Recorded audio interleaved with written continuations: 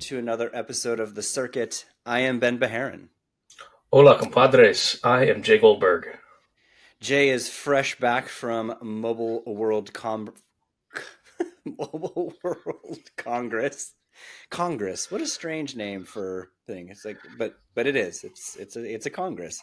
Um, what's interesting, and I always try to point this out because when you follow it from afar, as many of us do, you see a lot of devices, you see a lot of shiny things get talked about, but Mobile World Congress is a infrastructure show. Like in the same ways that as wonderful as CES is, that is a retail show. People go there to make their orders of purchases, see behind the scenes gear, what they're going to buy for their retail outlets. Business gets done. At Mobile World Congress, business gets done on telecom infrastructure. So that's the meat of the show, regardless of what is flashy. So let's start there. Infrastructure, always a good conversation, not always the sexiest. Networking, telecoms rolling out their networks, blah blah blah blah blah. But important themes, right? Relative we are to the cycle. So let's start with what's going on in the infrastructure side of telecom. So you're right. This is a telecom operator show. It's a show about selling things to telecom operators, and we all know the handsets, but there's a lot of other stuff that takes place here. And first of all, I want to be really clear. The show is busy. The official attendance was just over 100,000, which is a little bit shy of their 2019 pre-pandemic peak of 110,000. And I think it would have been even higher. I think it would have exceeded that level, except for the fact that we're in the down part of the carrier spending cycle. And what I mean by that is 5G. Like 5G, most telecom operators have deployed 5G across significant parts of their network. And certainly the big operators are starting to taper down their CapEx on new 5G gear because it's built out. And that's kind of a bummer if you're a vendor hoping to go to a telco show and get some new purchase orders. And so I think there was on the margin a lot of people who decided to not go or reduce their attendance. And to some degree, it cast a mood over the show. I wouldn't say people were depressed. Things were pretty upbeat. It's hard to be sad in Barcelona. The weather was nice. But it was definitely for the sort of the big headline type of things. Carrier CapEx down last year is going to fall again this year. There's just not a lot of joy in Whoville, in telecom land at the moment. And again, so we're roughly halfway through the 5G rollout. These periods of time take roughly 10 years before the next one really shows up. Again, not at scale, but first one shows up, and then the lifespan of a G is roughly 20 years, give or take, right? Because at a global level, you pan it out. But we see what so we're kind of in the middle of this transition to 5G. So in those things, right? Certain things happen that I think's relevant, right? Obviously, everybody was talking about ORAN and efficiencies to the network. Just bringing more stability in onloading, more devices within that spectrum. But there's a lot of silicon, right? It's interesting because you and I know this, and I think people but there is a lot of semiconductor equipment that goes into telecoms, right? These things take radios, they take processors, they take a whole host of things to put not just on a tower, but obviously in a back end. My assumption would be, if we're again kind of halfway through this show, that two things: A, there isn't much discussion around carrier infrastructure silicon on AI like we hear on other things, like the data center, like we hear on devices. So I just think that's an important point, right? Different infrastructure, different chips, and then we're just continuing to see an increase in networking capacity, networking speeds, to trying to do all the things, right? Limit latency, onboard, be able to support a heavier load, things like that. It's just, we're in year over year. What do you want to say? Evolution of infrastructure. Yeah, I think that's right. I mean, there's a lot in there. So I was kind of anticipating, knowing where we are in the 5G cycle, I was anticipating we are going to hear a lot of talk about 6G this year. All right. That didn't happen because Okay. one because everybody wanted to talk about AI. That was the big buzzword, of course. You know, like everyone else, everyone wanted to mention AI. Right. The other thing is that 6G is still very far away, and the way to think about it is next March of 2025, the standards body, the 3GPP, is going to hold its first working conference, and most people assume that's the point when we're going to start talking about 6G and actually start doing the work to get 6G built, which makes sense. And so that give it 2-3 years, depending on how a few things play out, we can start talking about finalizing the standard in 2028. That's not unreasonable, depending on how things go, which means we start to see deployments in 2029, 2030. Again, totally normal for a 10-year cycle. That's the timescale. Right. I think what there was less talk about sort of intermediate steps, right? In 3G and 4G, there were a lot of like 3.1 or 4.2, 4.3G intermediate steps, and there wasn't a lot of discussion about those at this show. And I think that's causing a little bit of concern for some people because all those increments help all the vendors, right? Because you need to get new gear, new chips, and there's not a lot of that going on in 5G right now. And so, but 6G comes at the end of the decade. Maybe we'll have a couple increments to 5G before then. So with that sort of timeline, what are the things that people were talking about at the show? There was, in terms of things that are relevant to our audience, there is still a lot of discussion about how to improve networks in different ways.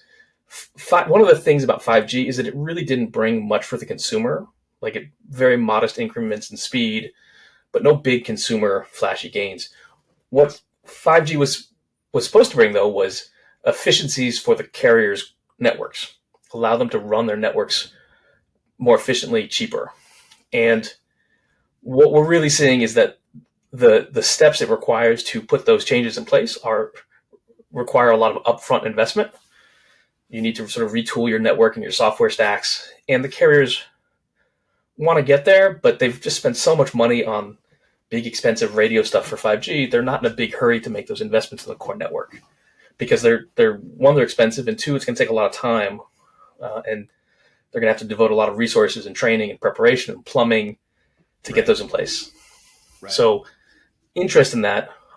I talked to a lot of like small vendors selling software into the carriers, and they were all pretty upbeat because they were getting pilots and trials.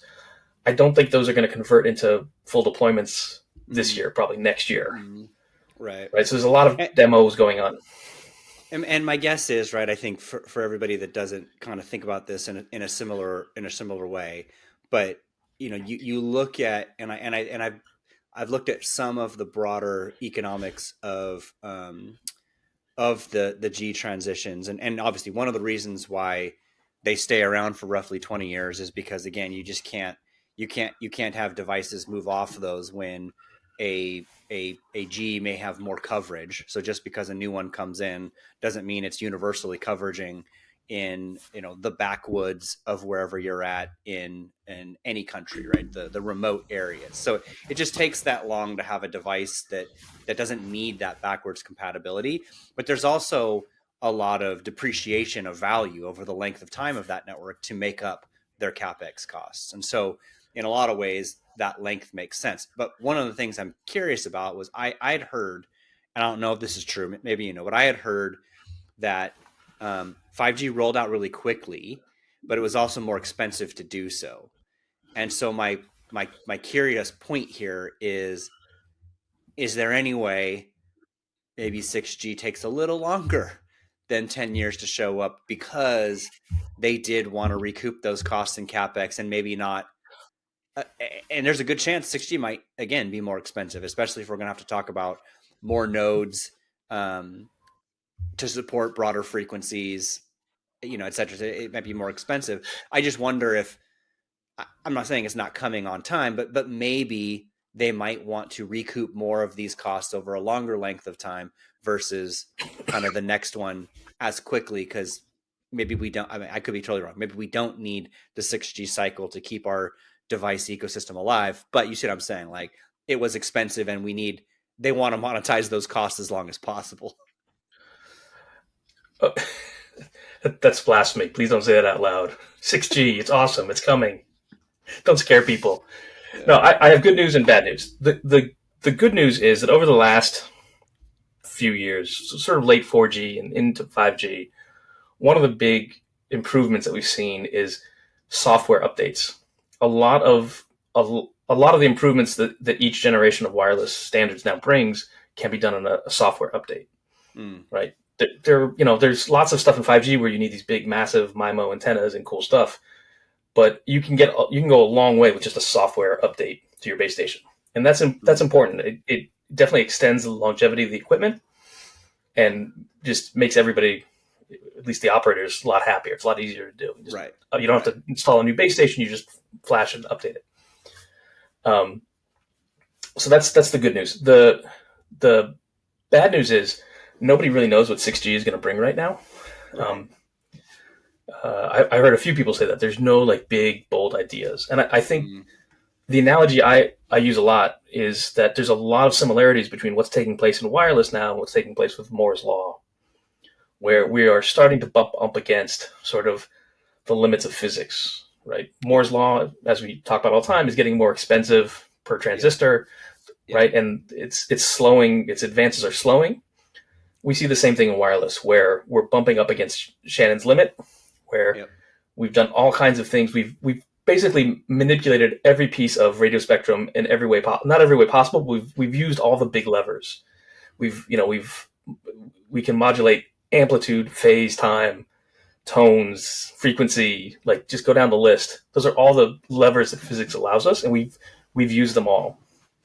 And so we saw that with 5G. There was no big acronym that sort of defined massive gains for 5G. It was 1,000 small tweaks. 3G we had them, 4G we had them, 2G it was sort of simple steps you could take in each of those. They delivered massive gains. We didn't have that for 5G. We're not going to have that for 6G.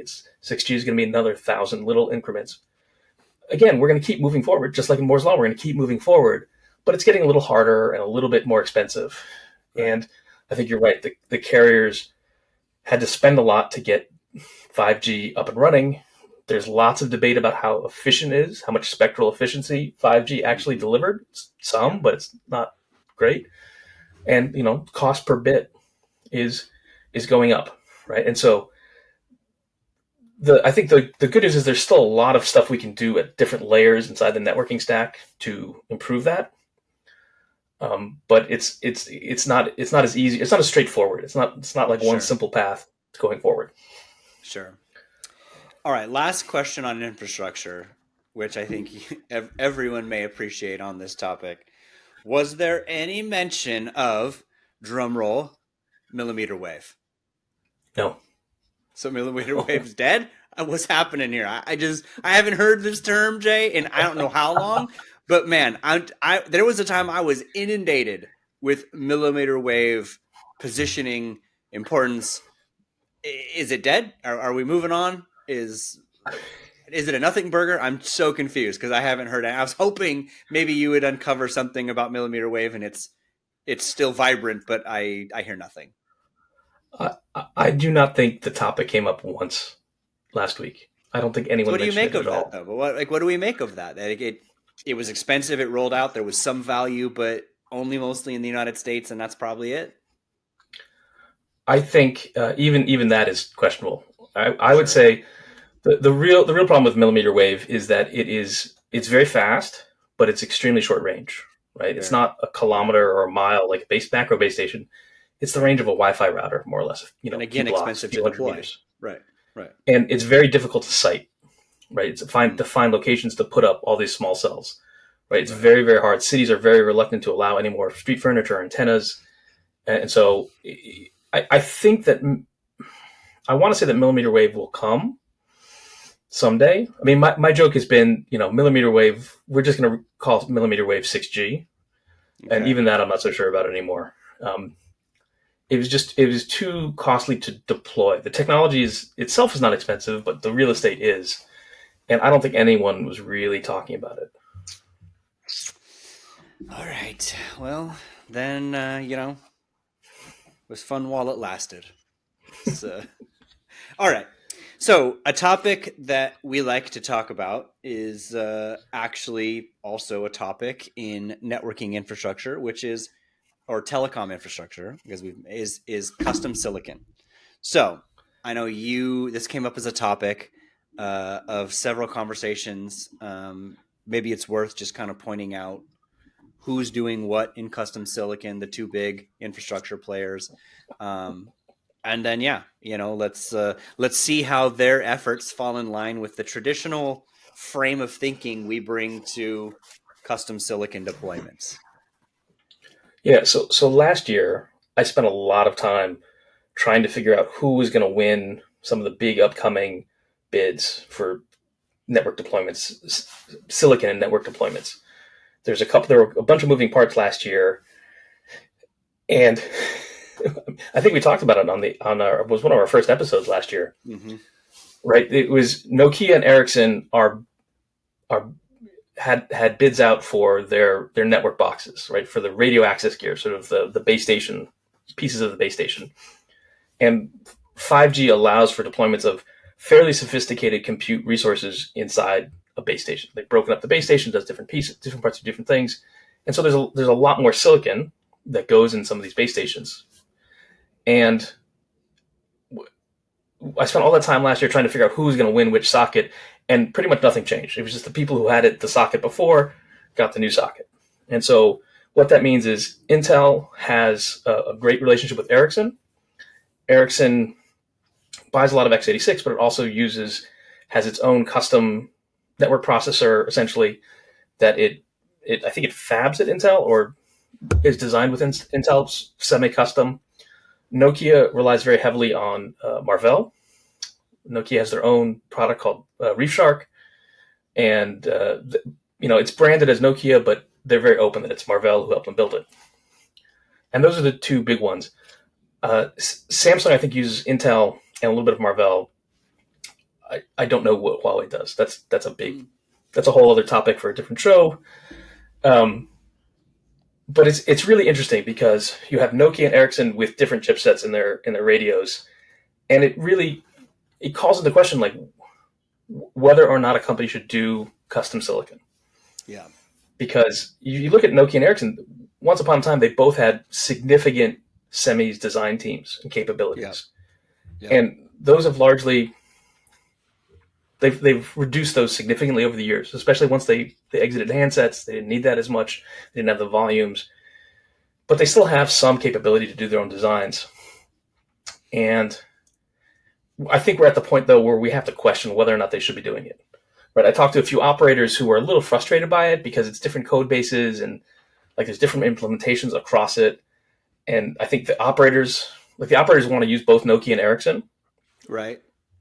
Where they can, and it's frustrating that they have to deal with different code bases for this stuff because it affects their configurations and whatnot.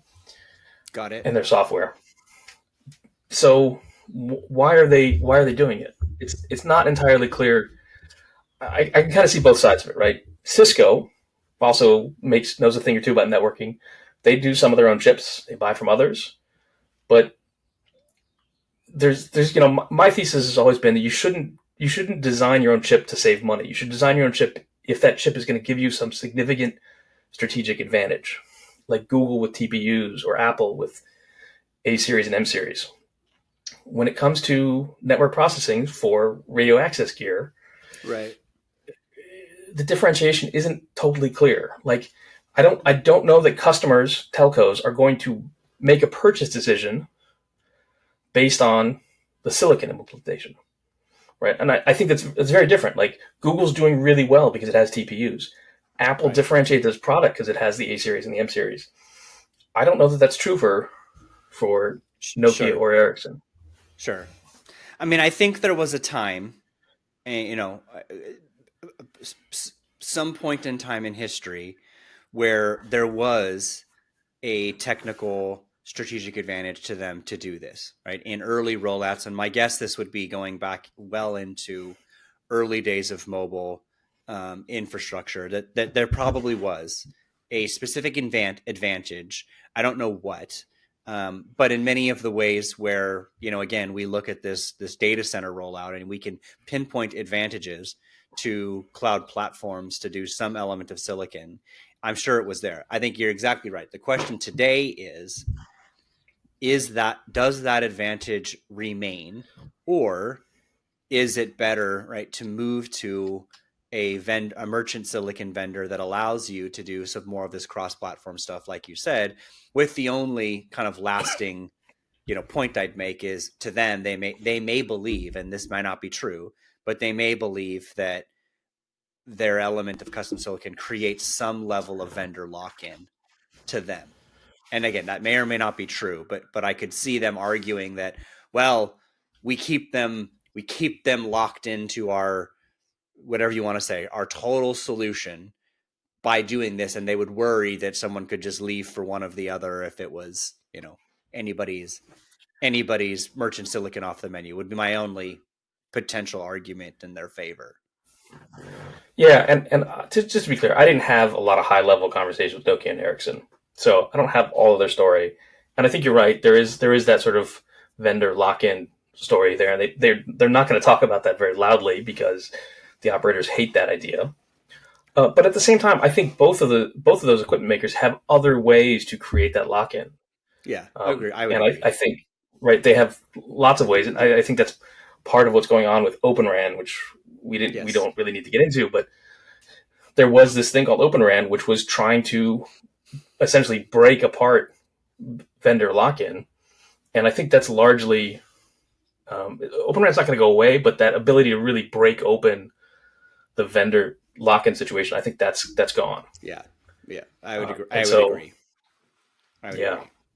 So interesting points there. I mean, I think it's one thing because, while we're friendly with the folks at Marvell, and obviously Intel had Ericsson come and talk at their Foundry event for the reasons that you mentioned.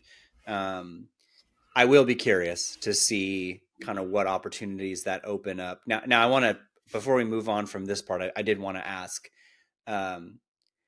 It's a broad question, and I because I know the answer is why I want to make the point. But we're not seeing any dedicated AI chip infrastructure in the telco side like we do in other areas, right? You didn't see anything that was, hey, here's your little AI coprocessor for blah blah blah blah blah, right? No, there was none of that. Right. I suspect at some point we'll see some of it, Agreed. but Right. again, this harks back to the point I've been making for a few months now, is the gains that AI will bring to a lot of industries are going to be very small and very minor, Yes. important, Right. but like not big headline grabbing. And so, I think there's lots of x86, there's lots of AI processors built into the x86 roadmap, and I think that'll be more than enough for anything AI related. I shouldn't even say AI. It's anything transformer model based machine learning systems. Right. We'll apply those to some networking processing algorithms at some point. It's just Right. it's not urgent. I agree. And the only reason I make that point was just to emphasize something we've been saying, that in the world we're in today, which is practical decision making for business decisions, AI is not a role yet in telco like it is in the data center for obvious reasons. Which is not, again, to your point, not to say AI is not going to come. It's just it's not in the essential roadmap for telecom infrastructure today yet. Yes, I agree. Now, Okay. that being said, it didn't stop anyone from talking about AI because it was Sure. the marketing buzzword for every keynote. But when you really dug into Right. it, there was no AI on the ground. Yeah, right. Which we'll get into. But again, I just think that emphasizes, from a business context, decisions carriers are making on roadmap. It's the traditional running of their infrastructure today. No kind of special sauces yet, but not saying it won't come. But just to make the point about where we're in that cycle. So, Yeah. okay. So broadly, this topic, this company will open up a lot of broad topics that spin off from this. Um, but a staple of the wireless industry is Qualcomm, and they obviously, they're not out of the on device infrastructure, automotive, lots of AI and silicon discussion and roadmap and things like that. Behemoths in the 5G industry. What, broadly speaking, was the tone from Qualcomm at Mobile World Congress? So the title of my note that I published yesterday was Catatonia in Catalonia, which I like to think is a pretty good title, but it was entirely me thinking about Qualcomm. I think they were, I think the polite word for it would be underwhelming. Their showing at the show at MWC was underwhelming. And like, I know a lot of people at Qualcomm, and I know they're all working really, really hard. And, across all the design teams and the comms people, and everybody's doing a lot of stuff. I really felt, though, that someone at sort of senior management level had just decided that MWC wasn't important this year, because it just didn't feel like they put much effort into it. Again, the people who were there did a lot of work, but like at a high level, they didn't really seem to care too much. And I have a few examples of that. The one that really stood out for me was they had 4 press releases ahead of the show. Right? Last year they had 15. The year before that they had 16. A few years ago, like 2018, they had 27 press releases. Sure. Like, just coming up with all these new technologies, things that may or may not matter to you and me, but are actually important to the operators. And there was just none of that this year. 4 press releases, and 2 of them arguably weren't really about phones. At a very anecdotal level, I was really interested in their new modem RF combination. I care a lot about RF. And I couldn't find anyone in the booth to talk to me about it. There are people standing next to the demo, but there was no one who could actually explain any of it. I went by in a few times, and like, they just didn't. It was like an afterthought. And to me, that's one of their most exciting, interesting products they have, and they just didn't, send anybody to talk about it. So I was kind of frustrated by what I saw in their booth.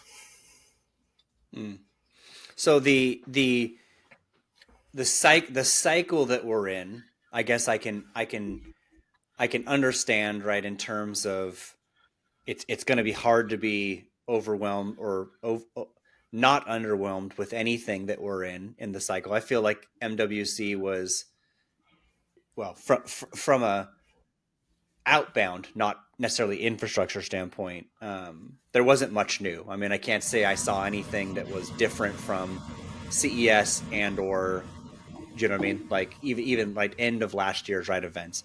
There was stuff that was more refined in terms of, running LLMs on devices, some broader use cases. It was better. It wasn't perfect, but it was better. But I'd say in general, the sense I got from most people, it was kind of a muted show. It's not the place you talk about automotive, right? Even though there is some automotive telco infrastructure someday when we get to more autonomy. But that was a big CES show. And I think it's interesting. I've always struggled with this too. Like, CES is such more of an easy show, in my opinion, to do flashy consumer stuff than Mobile World Congress. Except for back in the days when smartphones were new and super interesting, and that was a big, right? The devices played such a big role. They didn't show up as CES as much, but we're in one of those cycles where, because like we said, right, we're mid transition, just came off CES. AI is not, the use cases are still unclear, other than the enterprise sector. So it kind of feels like your observation is, I would say, it feels like that for lots of people. It's just kind of like, it's kind of a hard cycle that we're in. Yeah, that's fair. But if we're really going to start planning 6G next year, now is not a bad time to start raising topics that you at Qualcomm want to get included into that standard. Right? It's early, I guess you could say, It's but I don't early, think that's ever sure. stopped them before. I mean, I know I know they're working on a bunch of stuff that should be in 6G. None of that made it in here, or increments to 5G. I think that would have been more interesting. They didn't touch on any of those. Yeah, It was very weird to me because you mentioned CES. It was very weird to me at CES. They had just announced their CPUs, but they didn't have any PCs. right. And here at Mobile World Congress, as a smartphone show, they had a bunch of PCs running, and they wanted to talk about them and the AI PC. But this is not the right show for that, right? And so it was just um, there was lots of things I thought they should have talked about, and they just didn't. They didn't raise. So it's a fair point. It's a down part of the cycle, but still, you're going to get in front of all the operators. Let's give them some things to think about. We're going to start prepping for 6G next year. There's a lot of work that goes into that. Yep. Yep. So one thing that they did get a lot of attention from was is their new AI hub. Obviously, a challenge for anybody trying to do on device, right? And it's not just Qualcomm. This is the same thing for Intel. This is the same thing. Honestly, it's the same thing for Mac right now. It's the same thing for AMD. Is having. I mean, sorry, I'm going to use hub as the word because that's the only word that comes up to me. But like a central repository for all of this stuff, right? All of the audio models, all of the computer vision models, all of the Gen AI models that you have, and where they can run, right, from all devices, whether that's an AR device and or a smartphone, tablet, PC, etc. And so they got a lot of attention for smartphone, or sorry, for the AI hub, because they basically did that. They basically said for our entire platform, wherever you're at, whether that's a headset, obviously a PC, when X Elite systems are launched, and etc. Here is where you can go get models, download them, and then run them on device. So I actually thought that was relatively clever because the way that I have to do on device stuff is first go to a broader Hugging Face repository. None of this is optimized for silicon. Find a model that I think is the right quant, that's got some quality, download it, and then run it on the system. And sometimes it works, honestly, sometimes it doesn't, right? So just the variance of even trying to test something is not great. So I do like that they have brought all of this to a central location with stuff, again, optimized for its form factor. Because right now there's two parts of this. A, I like it, I can test it. But B, developers are starting to take advantage of these things and try to figure out how they want to tweak these models, how they want to fine tune them. So having, in this case, right, a hub, I think is actually a really good idea because where we're at in this cycle with AI, this is needed. And I like that it's coming from a platform vendor just because at least this way, if I'm on said platforms, a Qualcomm platform, I know where I can get and test all of these things and know that they're going to be optimized and or work for my system. So it leaves friction with where I have run into friction before trying to figure out what models I can test and run on what pieces of silicon, etc. So I think that's fair. One of the best things they talked about, I went to a briefing that they gave as well. They talked about all the things they're doing for developers Yeah. across smartphones, PCs, auto too. And it wasn't just the hub; it was all kinds of other repositories and work they're doing. They talked a lot about what they're doing to sort of iron out all the drivers and bugs that are going to be in Windows when their PCs launch. Yeah. I think that's really encouraging. Like I think that's something that Qualcomm didn't do well in the past, and they're clearly paying a lot of attention to that. I don't know how effective it is yet, but they know that's something they needed to fix, and they're taking steps to improve in a material way. And full credit to them. I'm not sure how much of this audience would be receptive to that, though. Right? It's arguably there's enough startups here, there's enough developers here that it's a good spot. But like I'm hoping they bring back Uplink, their developer conference. That would be cool. Point for that, man. I have said the same thing to their executives over and over again for developer conference, because now's the time. But I think, obviously they probably could have launched this earlier. I think they just felt this was the time to do it.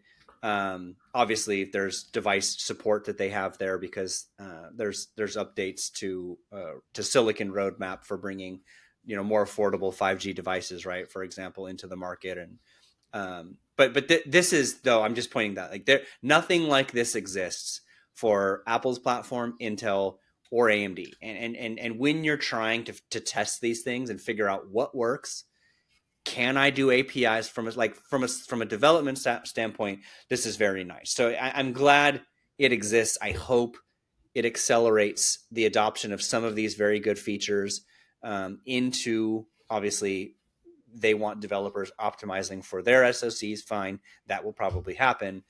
But this just eliminates so much guesswork, which, again, I know is a massive pain in competing platforms, particularly around the x86 platform. So it's a good start in the right direction for, again, this early innings we're in AI, and people trying to figure out what models do what, how do they get them, etc. I agree. Except you mentioned one thing that is, to me, the most alarming thing they said at the show, which was this idea of low cost 5G handsets. Mm. They have this initiative called Gigabit for Everyone, Mm-hmm. which is, the goal of that is to bring 5G and AI capabilities down to low price $99 phones. And that one, like all the other stuff, you could say, oh, Jay's being, just too down on the glass half empty, being too critical, maybe. But this one, I think, is actually like kind of set off alarm bells in my head, and not just me, a few other people I talked to, which is Qualcomm shouldn't be building chips for $99 phones, right? It's never a market they've done very well in. They've tried repeatedly in the past to get into that market, and it's just a struggle to support and really go in there. But most importantly is, for the last decade, they've had this really stable equilibrium with MediaTek. Qualcomm takes the high end, those flagship phones. Sure. MediaTek's sort of $500 below. They fight a little bit at $300 to $600 phones. Sure. Right. But here I was having conversations with people about trying to understand, why would Qualcomm be competitive against not just MediaTek, but Agreed. Tsinghua, Unisoc, Spreadtrum at the bottom of the market. And I just don't think that's a place that Qualcomm needs to or wants to be in. Sure. So the only, I'm not going to argue with anything you've said, but the only point I would say, this again might be this might never work, but let's just argue this from both sides, because I think the same thing is happening for MediaTek, is that they want to move up, and all of the points that you just made apply to them as well. They have struggled greatly in the above $600 smartphone market. I get the sense, because both of these companies have sort of pitched me and given me the whole story on this. I get the sense that they feel like some part of their AI story is going to help this ambition to cover more of the market. That's what I'm saying. That they both want, to some degree, each other's share, even though I think I'll say this delicately, I think Qualcomm is less hungry overall for the low end, where MediaTek is much, much more hungry over the high end, for obvious economic reasons. But I wonder if in their thinking they just say, we've got something unique in AI. And again, this may or may not be true, right? I don't know enough about MediaTek's AI coprocessor. I know a bit more about Qualcomm's, but fine. My only theory is that they believe they've got something different on an upcoming cycle. If we believe, again, that AI helps a smartphone cycle to some degree, that they could take some share in this. That's my only Ben's own wrapping of this theory, is that take the opportunity if you can, I guess, when something new happens. Does that help you at all? It may not. 5 years from now, they may be in the exact same place, but that's my only defense of both of their strategies and attempts. So if that's true, and I don't quite agree with the framing, but let's just assume for the moment you're right, then it's even worse, because MediaTek's AI demo was much, much better than Qualcomm's. Right? Qualcomm had a demo in their booth where it was basically running Stable Diffusion on a phone that's in airplane mode, and you type in Okay. your prompt, and it would generate a picture. It would take 30 seconds to generate a picture. It's sort of like what we know of Stable Diffusion or DALL-E, these Right. image generations, right? Right. Normal experience.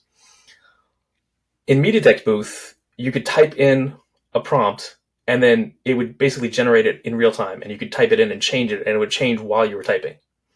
So that wasn't a 30-second wait. It was Right. basically real time. Real time changes, right?